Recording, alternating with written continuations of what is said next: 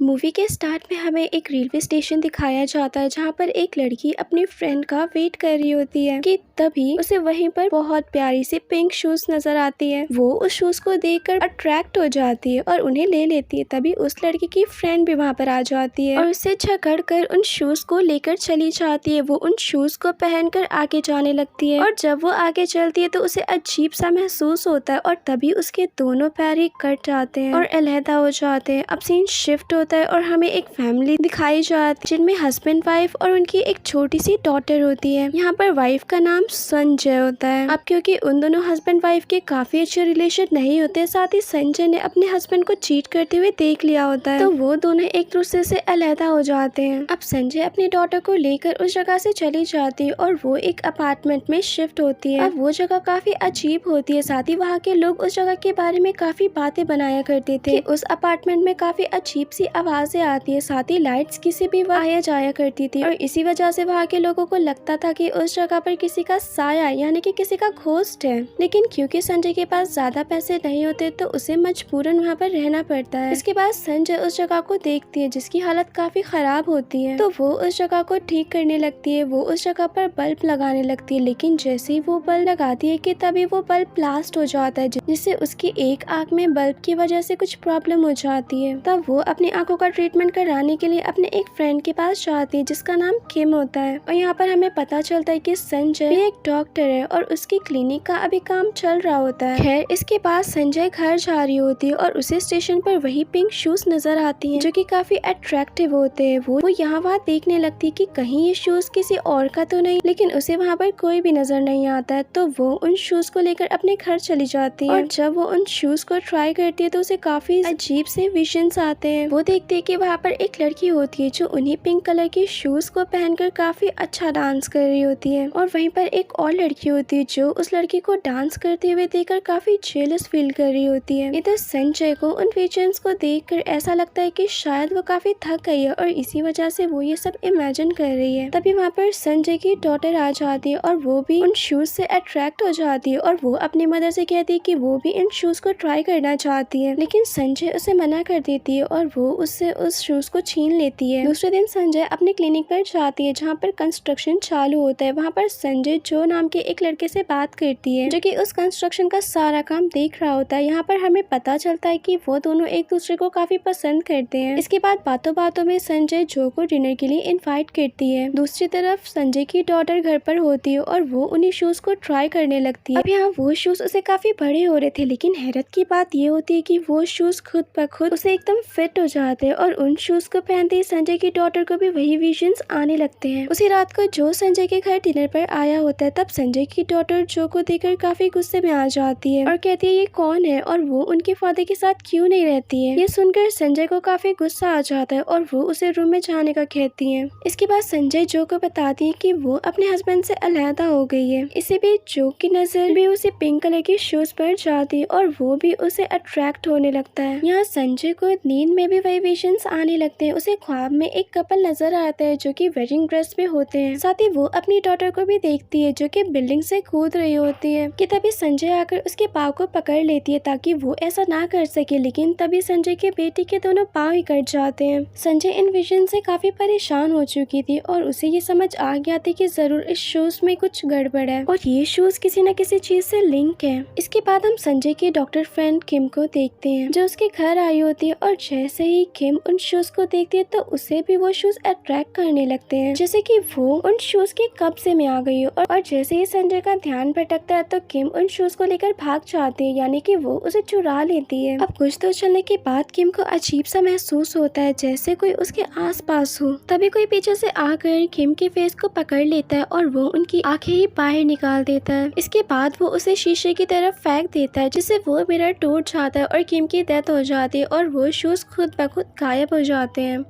किम की डेथ की वजह से इन्वेस्टिगेशन की जाती है, जिसमें संजय से इन्वेस्टिगेट के लिए बुलाया जाता है, क्योंकि आखिरी बार किम संजय से ही मिली थी। पुलिस को यहाँ इन्वेस्टिगेशन के दौरान पता चलता है कि पिछले 60 साल से ऐसे ही मर्डर्स हो रहे हैं और इसमें कई लोग मारे जा चुके हैं। अब संजय जब घर पहुँचते तो वो अपने बेटे के पास उन्हीं शूज को देखते हैं। ये देखकर वो काफी ज्यादा हैरान हो जाती है और वो उन्हें डस्टबिन में फेंक देती है, ताकि इन शूज की वजह से किसी और की जान ना जाए। और जब वो वापस आती है तो देखते कि उसकी बेटी ने वही शूज पहने हुए हैं और तभी उसकी बेटी के पाँव से ब्लीडिंग होने लगती है। ये देखकर संजय बेहोश हो जाते हैं और जब उसकी आंखें खुलती है तो वो उसकी बेटी हॉस्पिटल में होते हैं और उसके हाथ में वही शूज होते हैं। तभी वहीं पर संजय का फ्रेंड जो भी मौजूद होता है, जो संजय को अपने साथ बाहर ले जाता है और वो उसे बताता है कि उसे 60 साल पुराने एक पिक्चर मिली है और उस पिक्चर में एक लड़की है और उसने उसी शूज को पकड़ा है। अब संजय इन पूरी बातों को जानना चाहती थी तो वो जो के साथ उन शूज के बारे में पता करने लगती है। तभी संजय को अपने नेबर का ख्याल आता है, जो उन शूज को देखकर काफी डर गई थी और वो संजय को उन शूज को उसी वक्त फेंकने को बोलने लगती है। इसके बाद संजय उसी लेडी के पास जाती है। वो उसे काफी पूछने की कोशिश करती है लेकिन वो लेडी कुछ भी नहीं कहती है। तब काफी रिक्वेस्ट करने के बाद वो लेडी उसे बताती कि जब मैं यंग थी तो मैं एक लड़की जिसका नाम ओकी था उसके घर पे काम किया करती थी और वो लड़की डांसर थी। ओकी की एक फ्रेंड भी थी जिसका नाम काइको था, लेकिन काफी अच्छी फ्रेंडशिप होने के बावजूद भी ओकी काइको से काफी जेलस थी। काइको भी एक डांसर थी और लोग उसे काफी पसंद किया करते थे और इसी वजह से ओकी उससे काफी जेलस रहा करती थी। ओकी और काइको का एक मेल फ्रेंड भी होता है जिसे ओकी काफी पसंद किया करती थी, लेकिन वो लड़का काइको को एक गिफ्ट देता है जिसमें वही पिंक कलर के शूज थे। ये देखकर ओकी और भी ज्यादा जेलस हो जाती है। तब ओकी उसे अपने जाल में फंसाना शुरू कर देती है और वो उसके काफी करीब आ गया था, लेकिन एक दिन काइको ने उन्हें साथ में देख लिया था। तब वो वहाँ से चली गई, जिसके बाद वो लड़का काइको को वहाँ से बनाने उसके पीछे चला गया। ये देखकर ओकी और भी ज्यादा जेलस हो गई और उसने इसी गुस्से में और जेलसी में काइको को जान से मार दिया और उसके दोनों पैर को भी काट दिया। उस वक्त काइको ने उन्हें पिंक शूज को पहना हुआ था और इन सब में वो लड़का भी शामिल था और वो लेडी भी वहीं पर ही मौजूद थी। उसने ये सब अपनी आंखों से देखा था, लेकिन वो दोनों को इस बात का बिल्कुल भी अंदाजा नहीं था कि वो लेडी उन्हें देख रही है। इसके बाद ओकी उसी लड़के के साथ ब्राइडल ड्रेस में होती है, यानी कि उनकी शादी हो रही थी और ओकी ने वही पिंक शूज पहने होते हैं। तभी काइको की सोल वहाँ पर आकर उन दोनों को जान से मार देती है और इसके बाद से जिसने भी उसके उन पिंक शूज को हाथ लगाया तो वो उन्हें जिंदा नहीं छोड़ती थी। अब ये सब से संजय बहुत ज्यादा डर जाती है और वो काइको की डेड बॉडी के साथ उन्हें शूज को रख देती है।